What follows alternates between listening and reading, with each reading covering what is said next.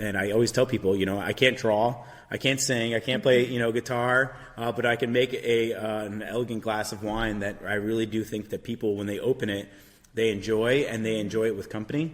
And that's something that's art to me. You know what I mean? Right. When you have that first sip and, your taste buds open up and you really see what wine can do. Welcome to Growing Inspiration, the podcast that nurtures your passion for the arts and creativity. I'm your host, Shayna McLean, and I'm thrilled to take you on this delightful journey through the vibrant world of arts and culture. In each episode, you can expect engaging interviews with a diverse range of artistic and creative individuals. We'll delve into what inspires them, explore their unique creative processes, and discover how their art enriches their lives.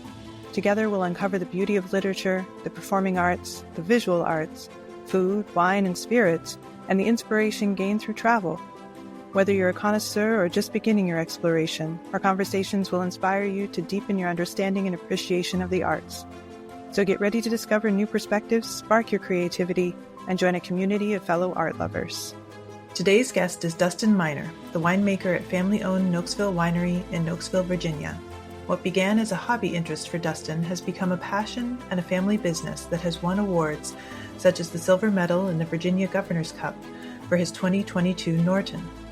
As you will hear, Dustin's creativity and artistic approach to the intricacies of the winemaking process translate to customers who are excited for each new release and a growing presence in the Virginia wine industry. Join me as we learn about the science behind the incredible variety of directions a wine can take in the hands of a creative winemaker. So, Dustin, thank you for joining me on the show today. Oh, thank you. Thank you for having me, yes. We are here at Nokesville Winery with Dustin Miner, and could you tell us a little bit about how you got started in winemaking, like what actually drew you to it? Because this isn't your first career. No. So I'm actually a professional firefighter. I've been a professional firefighter for about 21 years now. Part of that was I majored in organic chemistry. When I met my wife, we were living in Arlington at the time, and I was just drinking beer and vodka like any young 20-year-old. And my wife started going out to winery with her friends, and I just didn't want to hang around, so I was like, I'll try it, and really got to really enjoy going out to wineries and enjoying the farm aspect of it. And I like to say my first wine drunk was definitely an experience. I had a great time, and then from there it was really just drinking wine and enjoying it. And this is so when I was down in Florida, my wife and I were actually at Disney, and we had a little more money at the time. We were at Italy, and asked the waiter, I'm like, hey, what wine would go well with whatever meal I was having? And he actually suggested a Sangiovese, and I was like, I've never even heard of it before. Poured this Sangiovese, and it changed my life at that point, because that was like the real first good bottle of wine I probably ever purchased. And then from there, really just trying to understand what makes a good bottle versus bad bottle. When my wife and I moved to Nokesville about 12 years ago, we planted a couple vines just because it was all grass, just for something to look at, I guess. But 3 or 4 years later, when the grapes started coming in, started making wine, it was horrible. My friends wouldn't even drink it. And I was like, what am I doing wrong? You read about it and you're like, it's just, and really if you think about it, people in jail make wine in toilets. We always call it toilet wine, you know what I mean? Wine is a naturally occurring phenomenon. And I'm like, why can I not do this? From there, I started reading more, enjoying more, and then making just a lot of different wines. And then over the pandemic, we were buying Norton grapes from Chrysalis, and they had no assistant winemaker. So when I was talking to them, picking up vines, he's like, hey, would you want to be the assistant winemaker? I'm like, you know what? At that point, the fire department offered me about 3 months off. I've been working so much that they gave me about 3 months off, and I really got to just kind of hone the art. And really from there, worked 2 other harvests with 2 other wineries, and that's when my wife saw what, the winery did, made me happy, especially being out in the vines. And she's like, why don't you just go for it? I'm like, I don't think she understood how much money it really cost. But yeah, she told me to go for it, and I think she regrets that decision. I don't think she regrets it now, but at first it was the first couple of years. She's like, "That's a lot of money we're spending." I'm like, "These tanks and everything are not cheap." So, but it's been a fun process, and going from literally making wine in the basement. We got our commercial wine license actually in the house. We have a press over there in the corner. That little press was our first commercial press. From there, we went. Then we built this building about 2 years ago. and then really started to, we make about 1,000 cases a year, and that's what this building is meant and designed for. So, wow, that's a great journey. When you were first making the wine, and then you kind of progressed, like looking back, can you identify what it was that you were doing wrong? Every time. I mean, I make mistakes every year. And this is something I think really the fire department taught me is it's okay to make mistakes. Mm-hmm. You learn from your mistakes, you adapt, and you advance from them. Anyone that, does it right the first time really didn't learn anything. Learning a lot of mistakes and faults and fixing those things really makes you appreciate what this is. And I always tell people, I can't draw, I can't sing, I can't play, guitar, but I can make an elegant glass of wine that I really do think that people, when they open it, they enjoy, and they enjoy it with company. And that's something that's art to me. You know what I mean? Right. When you have that first sip and, your taste buds open up and you really see what wine can do. It's not just the drunken out, it's the flavor profile, it's the taste. And it's really an occasional thing that's fun to do. Right. So right now we have the Petit Verdot, and that's very nice. It's very smooth. So all my wines, I do love a good amount of acid. And acid does a lot of things from when you're drinking too. It opens up your flavor profile, it opens up your taste buds, and it does two things. One, it makes you want to, when you're pairing with food, eat more with it. And the second thing, it makes you want to drink more, which is both two things that I love to do. So the Petit Verdot has a good amount of acid on the mid palate, but it ends with these nice, beautiful tannins. So it makes it a well-balanced wine. We have 3 acres out in Percival. That's where our Petit Verdot comes from. Okay. It's our property out there. We pay a company to maintain it, and then I go out there a couple times a year during harvest or summertime, getting in and doing lab work, and then we pick it at the right time. Right. But our Petit Verdot is literally grown for our Norton to help with Norton, because Norton doesn't have a lot of tannins, and it ends up being so fantastic that we make a single varietal out of it. Okay. So for the Norton, and that's something that I want to get to, is that it's a grape that is particular to Northern Virginia, and I think it's a historical grape, if I'm not mistaken. It is. So it's a grape known to all Virginia. So Dr. Norton, if you ever get a chance, you can read the book The Wild Vine. Okay. When we first started planting, our first rows were Cayuga and Chamberson,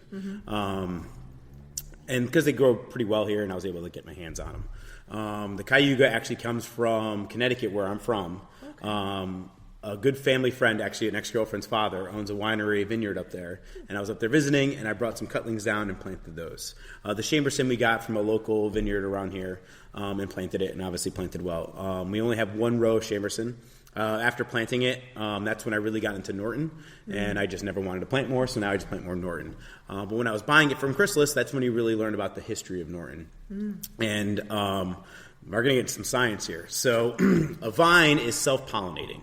So unlike a tomato plant or a tulip, right, the vine will open up and blossom, and then in 3 days it will close itself up and it will make a seed. So it will open up, pollinate itself, and then close up. So in 3 days you can take the pollen out of that one and then go put it into another grape. When it closes up, it'll make a new grape. And usually what you're trying to do is take a grape that has hardy, mold, bug disease resistant, and some kind of flavor profile you're looking for. We don't know what Dr. Norton actually really used. We even did a chemical makeup of it. I believe it's Pinot Noir in there, and it's probably some native grape. What he did was take it to pollinate, put it in a grape, let the grape grow, plant the grape, make a vine out of that one grape seed, let that vine grow up to like 3 or 4 years, make a wine out of it, and if he liked it or not, and then he would have a whole experiment. During his wife's childbirth, she actually passed away with the child. He became so distraught that he would just go to work, and then when he'd come home, he'd be in the vineyard. And that's why I really do say it's a wine made out of passion, because he was just so upset that he didn't want to do anything else, and I could totally understand that. And that he found this varietal, and he ended up making this varietal that is mold and bug resistant. We always like to say, you can always leave Norton alone. It's always going to make fantastic grapes. It's not always true. You still have to do a lot of things to it. It's an easy grape to grow. It's a very difficult grape to make wine out of, which is a lot of wineries don't like to make it because, or if they do make it, they make it so harsh that it's almost undrinkable. I specialize in Norton. All the wines that I make I make to showcase Norton. Even our whites. In our whites, we have a Cayuga grape that, it came from Connecticut. Again, a very easy grape varietal to make or grow, a more difficult grape to make wine out of. But it makes a fantastic wine, which we can spray a lot less. The bugs don't eat it as much. So it's a fantastic grape to grow out there where if you miss a spray or if it's even this 2024 vintage, we lost Cab Sauv. We lost a lot of the Cab Franc just because of the rain. So we had 3 hurricanes, and the Norton survived all of it. It was fantastic, and we like to call it our workhorse for our reds. So it's a varietal that's it won the world's best wine in 1876, and I'm here to try to showcase that again. Is that not all Nortons are the same, and that if you actually take your time and understand what the grape is, and this is where that organic chemistry comes into play, you can really make a fantastic wine with it. And it's got some really good awards in it. That's amazing, because that has been my experience in some of the vineyards around Northern Virginia. Like, let's not try the Norton because it's always just it tastes like grape jelly made into wine. Yes, and so I'm very interested to so see how that turns out. When we first opened up, we would have tastings here, and people saw the Norton, they go, "I'm gonna skip it," and I got so upset with it that I just started having unlabeled wine. And when they would say skip it, I would just pour it in the next wine without them telling it. And they would go, "Oh my God, this is fantastic. This is Norton." And we like to say we make Norton for non-Norton drinkers. It's definitely Norton in there that Norton fans love it. But again, if we're going to change the mindset of what people, again, you grow what you can grow and make the best wine out of it. And I do think Norton is going to be one of those wines on the world stage again. You just can't treat it like a Merlot or a Cab Sauv, or you can't do that. You have to do a lot of things during the winemaking process to soften it up and make a fantastic Norton. But once it is done correctly, people, it's just that we sell a lot of it every year. So. That's amazing. So we'll get to that here yes. later on. Can you tell us kind of about your whole catalog? Like, what is the breadth of the wine that you make? So for our whites, we have our first one, which is our Lynn. And this is a blend of all 3 of our whites. All whites are, most of the whites are grown here on property. We do have a leased property out in Middleburg area that we get some more from, but it's Pinot Gris, so Pinot Grigio. We make it in the Italian style, so it is a true Pinot Grigio, not a French Pinot Gris. Cayuga, and then we have Albarino.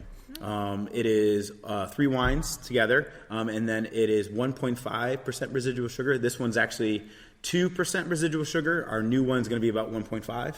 We only have about 3 cases of it left. We like to say it is a tropical drink in your mouth. It is our Sunday porch pounder. It's one of the wines we make the most of, and we sell out of it every year. We are literally about to sell. We have 2 cases left. Yeah. We're actually waiting for our members event next weekend, 2 weekends from now, and then the new one will be released, and then it'll be available for purchase. Because our members always get first dibs on all the wine first. But it is like tropical notes in your mouth. It's fantastic. Then we have Cayuga. Our Cayuga is very different than upstate New York. So Cayuga is actually meant to grow in the Finger Lakes area, colder climates. When I planted it down here, it just grew so well. On average, let's say a Pinot Gris acre is roughly, you'll get maybe 3 tons per acre.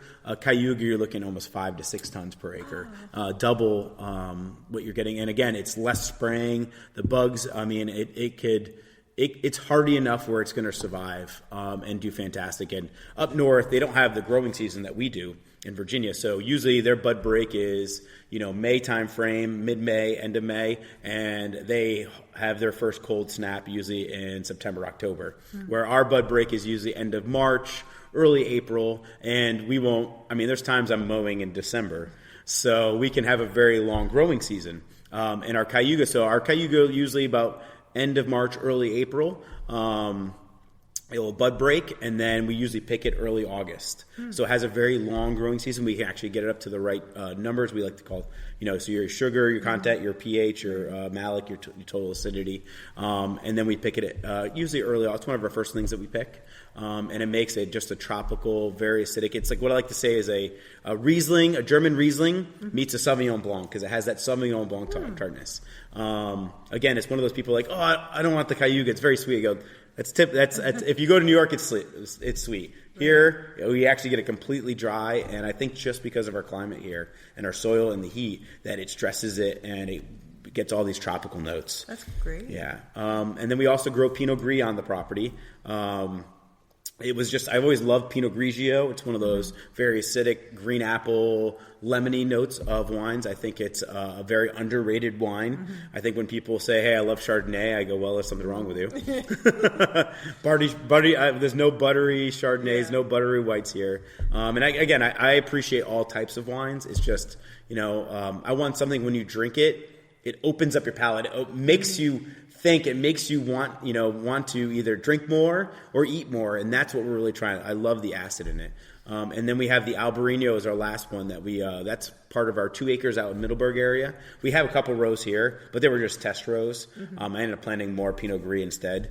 And it's a fantastic wine. We used to do Petit Manseng, which is a good wine. It's a very good known Virginia wine. But once we started drinking Albarino and enjoying the Spanish varietal too, and Alvarinho is more of the Portuguese style, while Albarino is more of the Spanish Spain style. So we make it more of a Spain style, more acidic, more acid. Right. And it ends up being fantastic. So those are our whites, and then we have our entry-level red. We call it our front porch. That's our Bordeaux blend. It's Virginia Merlot, Virginia Petit Verdot, California Cab Sauv. This year we're actually adding some Cab Franc to it. So it's going to be four of the 5 Bordeaux grapes. That is all aged in neutral oak. So it's that perfect party wine. It's very fruity. It's dry, but very fruity. So sweet wine, white wine drinkers tend to like it. My father-in-law actually puts it in the fridge for about an hour before he drinks it.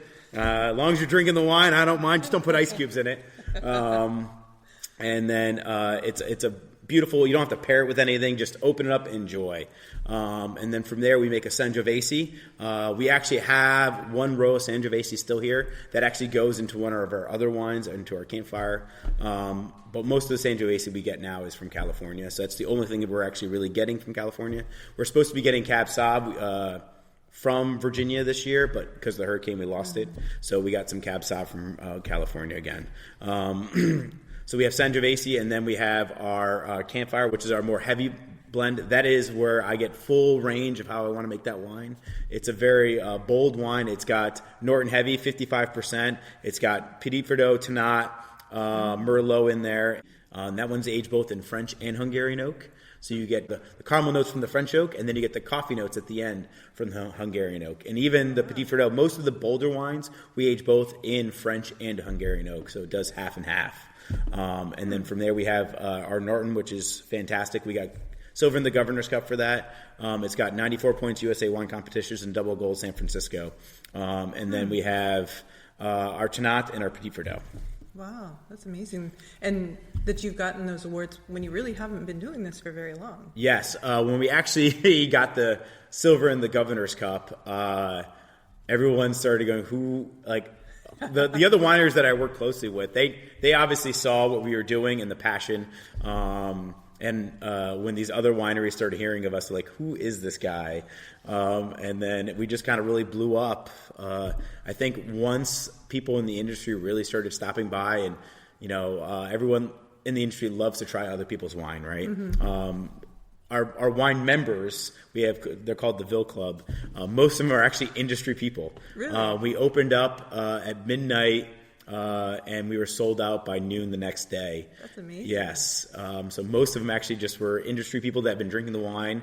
My wife and I we weren't really going to do memberships off the bat, and then we decided to because we wanted to get a little more investment in it going. And they've been fantastic ever since. We've actually doubled it up, and we sold out in less than 2 hours the second time. Wow, that's great. So we have about 50-something. They're going to be mad at me because I don't know the exact numbers. 52. They all get their own personal glasses with their names on it, so it's just for them when they come in. We do have about a 16-person waiting list to join the membership. We always we have our membership next, not this weekend, but the following weekend. We'll be closed and just for members, and we get to do flights. And we like to say everything for the members is educational. So 4 times a year we do educational events. It's not just our wine. I'll bring outside wine in and we'll talk about it. We actually talk about how to properly taste wine. and they get to go barrel tastings and all kinds of cool things. But they get to see it from beginning all the way to the end, and they get first dibs on everything. So we do make a rosé that's sold out by just our membership alone. We make a bubbly wine or Lily, which is the Lynn but bubbly version. Okay. And that sells out just from our membership. So it's just pretty much for them. And whatever's they don't buy during the member event, then that goes to general public after that. So. Wow, that's great. We met at a wine dinner at Carmelo's in Manassas. Do you do a lot of those types of events? We do. So when we first opened up, all our wine was sold through distributor. After my wife and I joked, after we got our commercial license and we started picking our grapes and making the wine, I was like, I was making wine for 3 other wineries, helping out at that point. We were making our own wine for about 7 years, homemaking wine. And then once we had it in our bottles, we're like, what do we do with this now? And you know what I mean? You study how to make wine. My wife has a business degree from Penn State, a master's. But making the wine is one thing, selling it is a whole other art. Yeah. And it was funny the first couple of months. It was like I was an encyclopedia salesman. I had my little backpack of wine, and I would go to places that I thought my wine would sell well at. And I would go and I would pour the wine. I would talk to the owners or the managers, and I would hustle until they would sign. And then from there, we just started, getting contracts and people buying it. And that's how we were able to afford pretty much this place was, selling it out and then doing those wine dinners. So we did a lot. We still do a lot. We have the contract for the Art Factory in Manassas. Okay. So we pair up with them. So they do murder mysteries. They do plays. Oh, wow. So we're the only alcohol allowed to be sold on property. So we'll have our wine, and we also host a cidery from Rapidan, Virginia. So we offer cider for people that don't want wine but like beer, but we offer the cider. But that's been an awesome partnership. So those have been great events. And then obviously when we met Carmelo's, if you ever look at their wine list, it's fantastic. And that's something that we always wanted to be in, is a restaurant with a beautiful leather wine book, and that's what we're aiming for, and that's what we are. So right now we're in Luray, Front Royal, Manassas, Bealton, Warrenton. We're trying to get out to Arlington area next, that northern Virginia area. Our 2025 goal is to get out there. The facility you see right now where we're having this is where we actually make the wine, and then we're open on Friday, Saturday, Sundays here. We just signed a contract where we'll be moving the tasting room to downtown Nokesville, right across the street from Hector. So we'll have a tasting room that's open, so it can be open more and then a little bit later also, because right here is our property. My house is here, our vine's in the backyard, and then again, this is where this building was designed to make wine, and that's its sole purpose, really. I mean, my wife and I, even when we first opened, we didn't plan on really being open all the time. But people really do enjoy coming in and trying the wine. And I get it. When you're spending, $30, $45 on a bottle, you want to try it first before you kind of commit to that. And we've noticed that it really, even our distribution sales have helped, because people come to the winery, they try the wine first, and now they feel comfortable wherever they live to buy the wine. And so the tasting room is going to be a good addition to that. Right. Yeah. You mentioned your kids, and I saw on your website that this is a true family affair. Oh, yes. Are they still very involved in the winemaking and other parts of the business? So, yes. Especially during planting or pruning, my kids will go out. My daughter actually does all the lab work for us. So she'll come in on Saturdays or Sundays when she doesn't have soccer. Before, doing the lab work in the bare room would 6 or 7 hours, because you have to take samples, and then you have to what's called titration, where you have to hand drop and then until it turns a certain color, and you have to mark those numbers down. About 2 years ago, we upgraded to this handheld computer that all you do is take a drop of it and it does the numbers for you.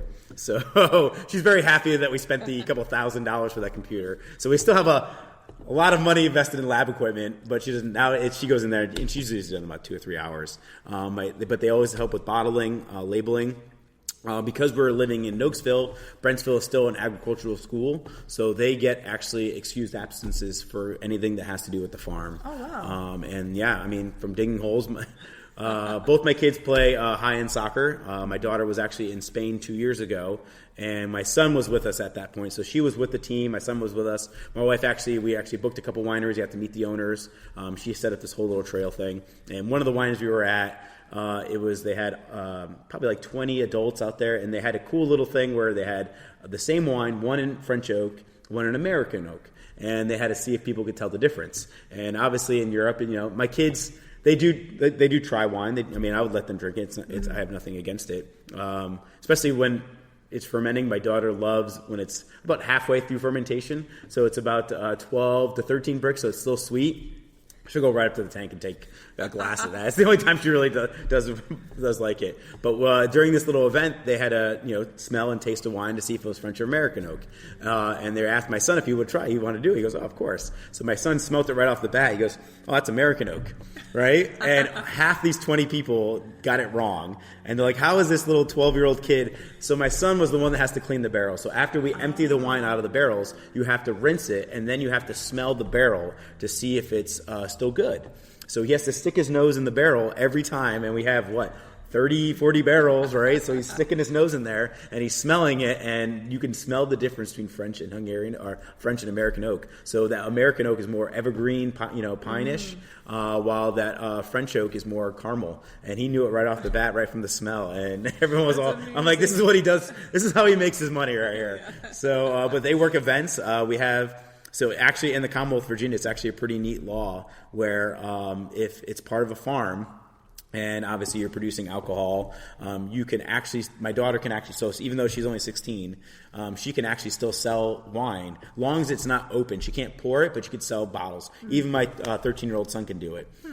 So she'll go into events and farmers markets, and she'll actually go sell the wine. Wow. She knows how to use the system. When she wants extra money, she knows, like, hey, there's an event coming up. Can I go work? And I'm like, all right, sure, sounds good. So, great. But yeah, it is. I mean, my mother is actually the one that helps out on the weekends. My wife she does the events with us. She helps out. My wife's not really into she helps out during harvest because everyone has to help. It's all hands on deck during harvest. But she gets the final say in all of the wines with the blends. So nothing can get bottled before she says it's good. And my wife is my biggest critic. Let's put it that way. I can please a lot of other people, but pleasing her is very tough. So, until she says, all right, that's good enough, and then we'll blend it. So we never release any wine that we don't think that we would never drink ourselves. So we do have wine that we use for the next year. Nothing ever gets poured out, but we'll just use it for other stuff. But it will never get a Nokesville label on it unless we think it's good enough. Because when you are a family business, you only got one shot of getting someone and them giving you a chance. And if you blow it on a mediocre wine, then that's not how we want to be remembered by. So right. You mentioned earlier how winemaking to you is really an art form, and that is your kind of creative expression. Could you talk more about that and how you maybe blend things differently from year to year to experiment or to? That's perfect. So I'm going to make wine that I enjoy drinking, and the reason for that is because if all this goes belly up, at least I'll have a bunch of wine that I can drink for the most part. And again, so I have a very good group of friends, and they're not, none of them are really in the wine industry, but they're very avid wine drinkers. I mean, we do wine tours about once a month. We do wine dinners where we bring wine from all over the world and we pair it with things.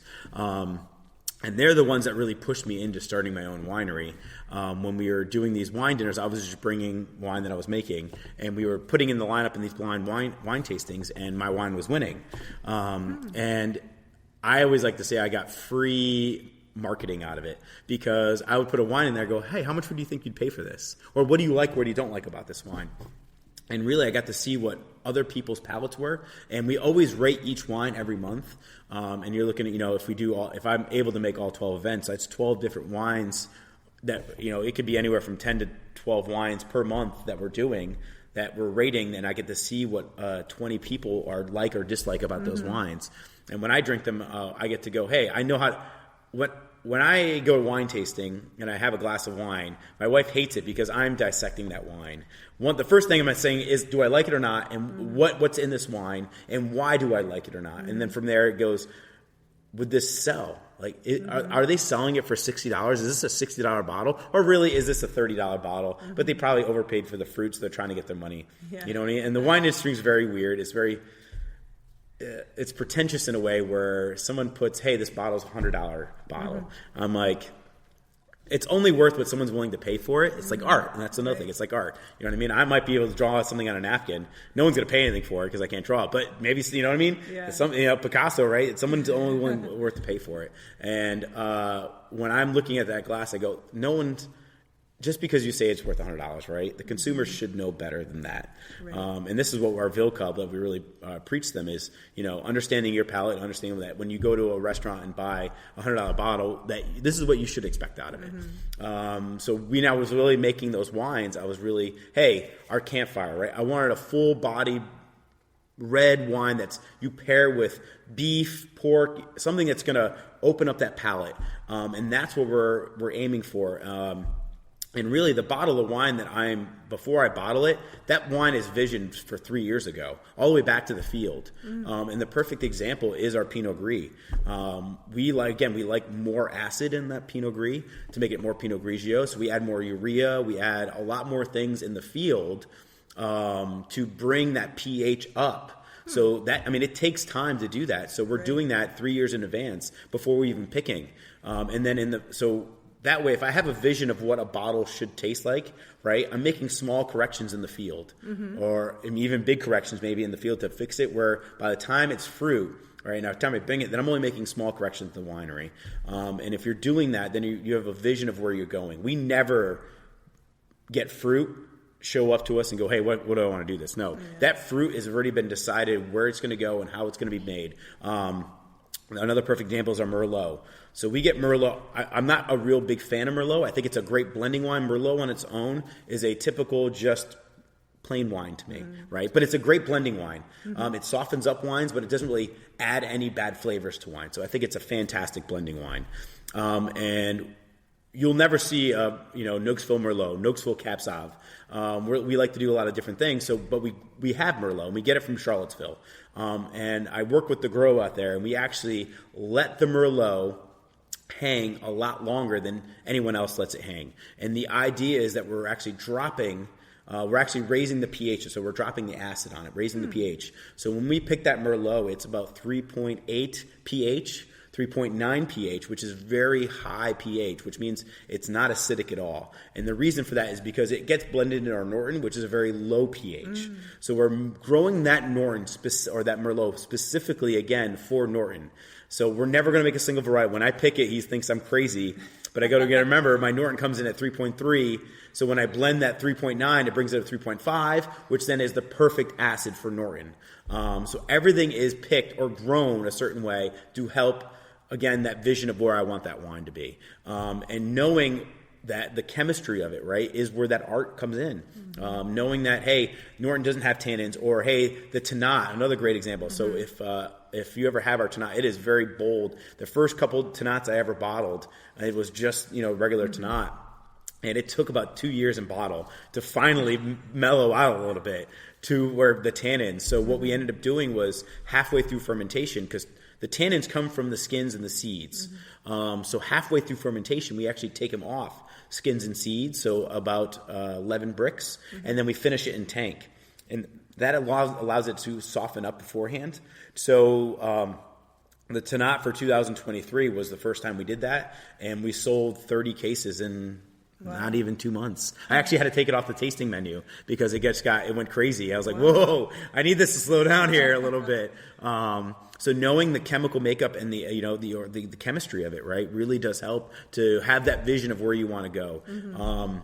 And if a winemaker is really just picking fruit and go, hey, what can I do with this? I think if you're in Napa, right, where you have that name and you have that recognition and everyone's going to buy it because I'm from Napa, right?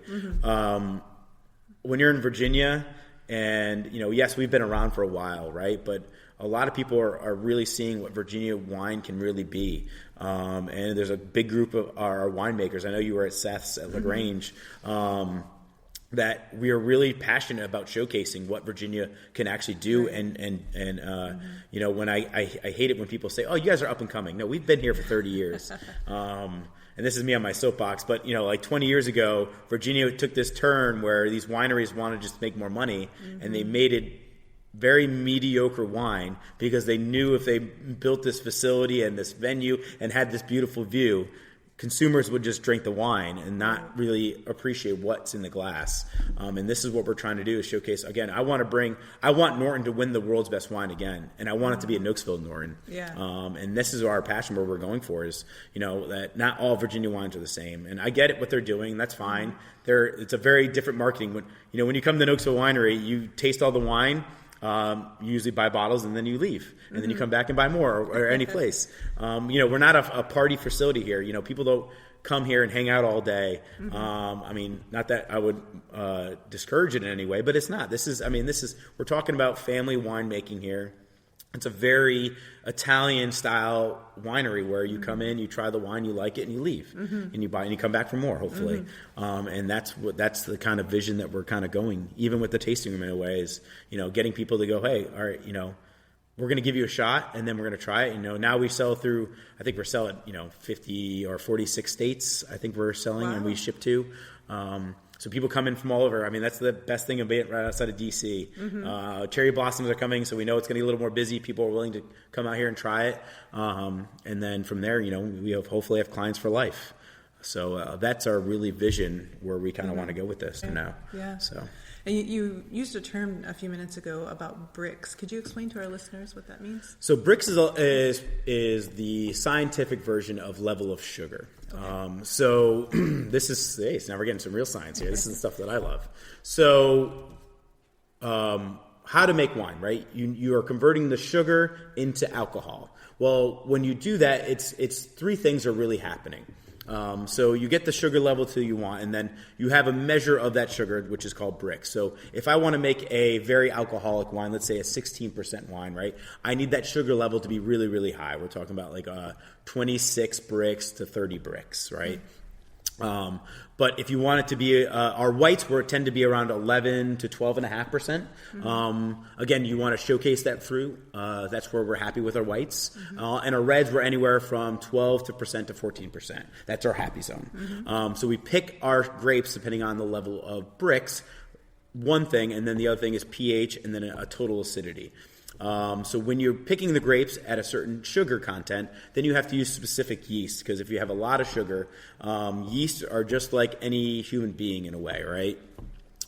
We like to be in the proper temperature, right? And we want to eat the right amount when we want to eat, right? If you go to a buffet and you're already full, you're not going to eat anymore, right? If it's freezing cold out and 28 degrees, you don't feel like eating, right? If it's 110 degrees, it's too hot for you to eat. So you want to be in that right temperature range. So when we're picking the grapes, we're making sure all the numbers are correct, and we're using the specific yeast.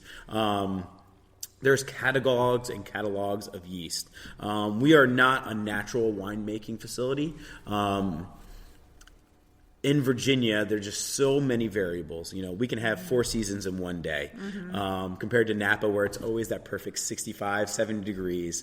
In Virginia, it's not. That's why I take a Virginia winemaker versus, and I have a lot of Napa winemaker friends, right? We have to every day figure out what we're going to do to get back on track what we're going to do.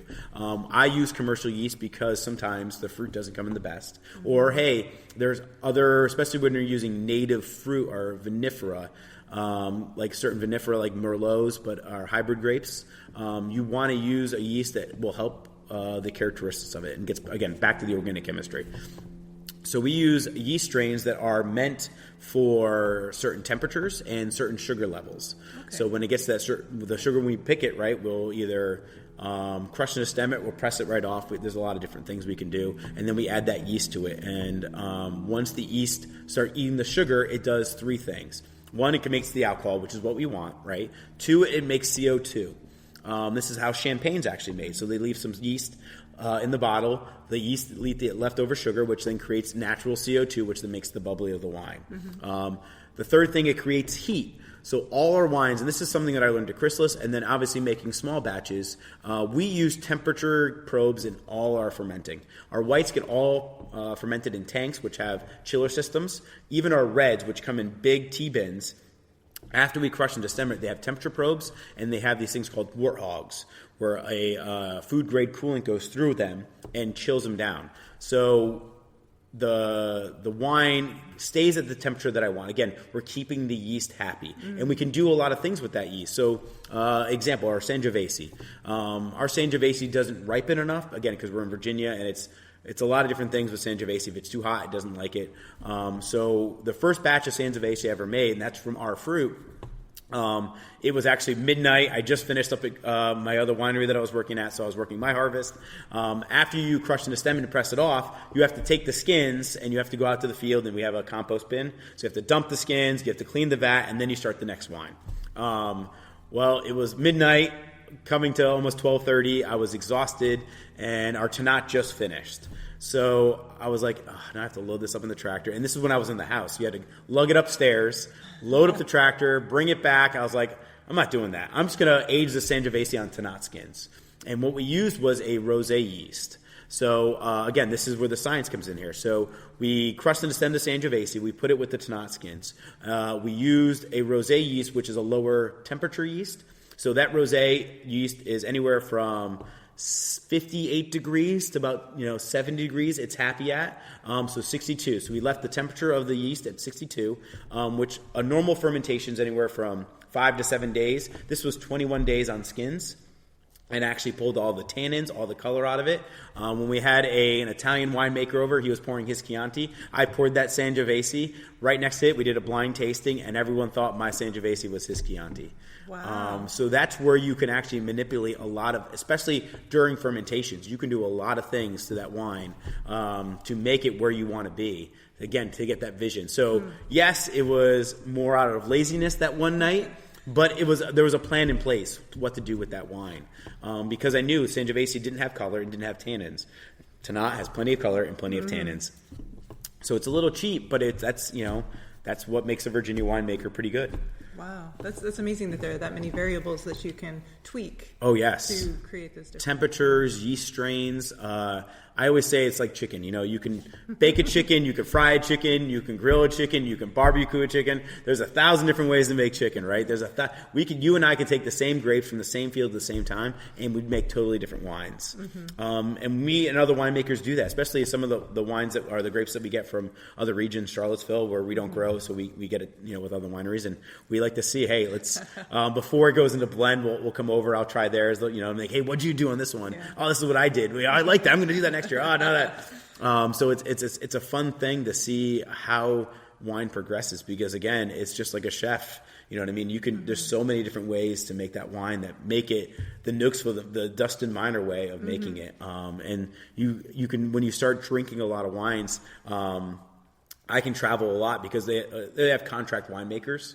Even in Virginia, like a lot of the wineries, don't make their own wine, so they contract with bigger wineries that will make it for them. And I'll go to a random tasting in somewhere. I go, this tastes like a certain winemaker, and they go, hey, who's your winemaker? And they'll say, I go, I nailed it, because again, we all have different styles of what our wines are, and that's why I always say our Ville Club members, you guys are hiring me to be your winemaker. You're trusting me enough that you wanted to be a member because the wine that I make is the wine that you like. Right. So. That's amazing that you would have your own signature that way, that you could tell a friend that had made it in another place. Well, would you like to move on to Norton? So this Norton is the 2023. Our 2022 actually won the silver in the Governor's Cup. I believe the 2023, we're almost about sold out of that one, is even better. So every year, obviously, learn a little more. The 2022, so most wines, even if they say single varietal, so this says Norton on it, right? By law, it has to be only 80% of that one grape. The other 20% could be any wine of the same vintage, right, that I want to blend in there to make the vision of what my Norton is. So even Nortons, they don't have a lot of tannins, but they have a lot of bitterness and acid. So we actually, again, we get our Merlot a certain way. Petit Verdot we grow a certain way, and then the Tannat we grow a certain way, all for Norton. So the first couple years, it was just Norton, Petit Verdot, and Tannat. And then about 2 years ago, I started blending some Vinifera, which is Merlot, in there to see what it do, and it really did help with that mid palate. So this wine you're about to have is 85% Norton, about 7% Merlot, and then the rest is Tannat and Petit Verdot. Okay.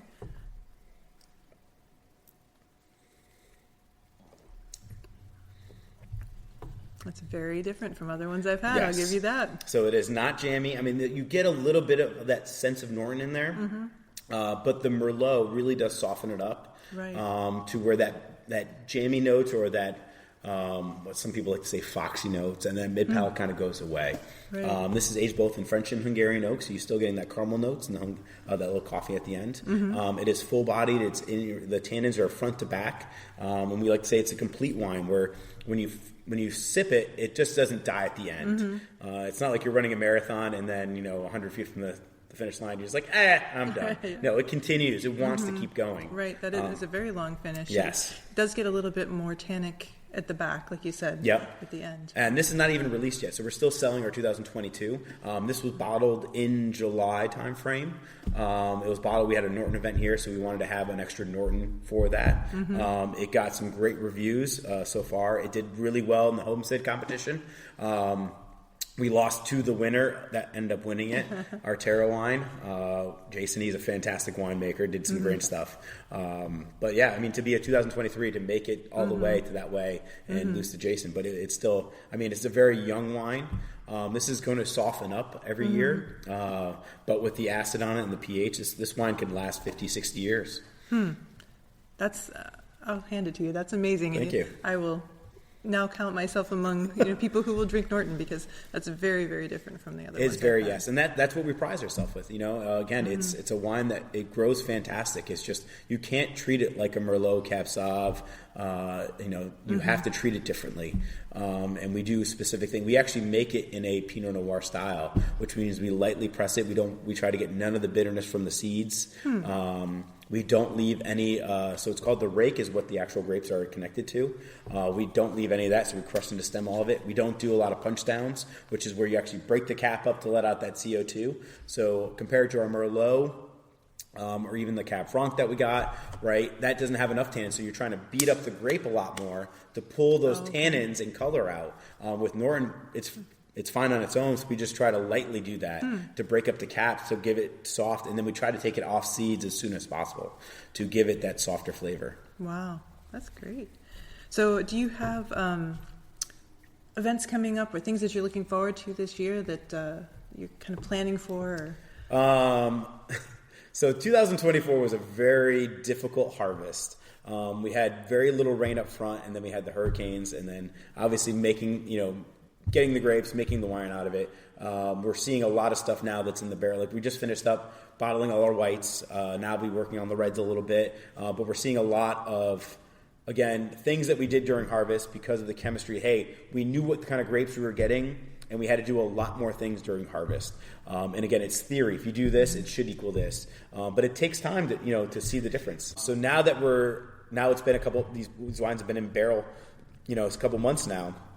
Now we can start pulling them out of the barrels, seeing the samples, and I'm seeing a lot of the work that we did initially, which was very stressful. Again, when you put your life and soul and all your money into a business, and then it's not the best harvest, you're like, oh, what am I going to do? But again, that's where if you were a lazy winemaker, you're going to have some horrible 2024 wines. But if you are a winemaker that was on his or her game and did the hard work during harvest, it's starting to pay off now. We're seeing it, and I'm tasting other people's wines. I go, what'd you do? Oh, I just did my normal thing. I go, you couldn't have done that. That's the worst thing you could have ever done. So that was majority of my stress and time. We have our member event coming up, and obviously opening up the new tasting room in downtown Nokesville. Yeah. So we're getting that up and ready. We have the Art Factory. We're actually going to be hoping to do first, now that we have the license in Manassas City, hoping to start doing some maybe from First Fridays in Manassas. Some more wine dinners with our restaurant partners. But we have the Tulip Festival coming up over at Burnside Farms in Nokesville. If you've never done it, look it up. It's Burnside Farms. They do tulips and sunflowers. It's about a month-long festival for each one. You get to go cut your own tulips. We'll be there selling wine. Get a glass, get a bottle, walk around. It's a very big picture Instagram. A lot of people people come all the way from Delaware, Jersey, oh my goodness, South Carolina. It's the biggest tulip farm in the East Coast. And it's so funny that, when they go there, they'll try the wine, and then they'll come here, and then we're like, where are you from? Florida. Oh, okay. Well, yeah, we ship to Florida. Okay. So we have the Tulip Festival coming up, and then we're always doing events at the Art Factory. Okay, great. So, yeah. Well, thank you so much. This has been a lot of fun and very educational. Yes. And really looking forward to taking a few of these home. There you go. So thanks again. And You're very welcome. Talk to you another time. All right, thank you. Thank you for joining me on this episode of Growing Inspiration. I hope you found today's conversation as inspiring as I did. If you enjoyed the show, please take a moment to subscribe and share it with your friends. To dive deeper into the world of arts and creativity, visit my website at gardenofmydelights.com for exclusive content and resources, including show notes. Don't forget to subscribe to my newsletter for the latest updates and insights. You can also connect with me on Instagram for more inspiration at Garden of My Delights. Until next time, keep nurturing your creativity and looking for beauty and wisdom all around you.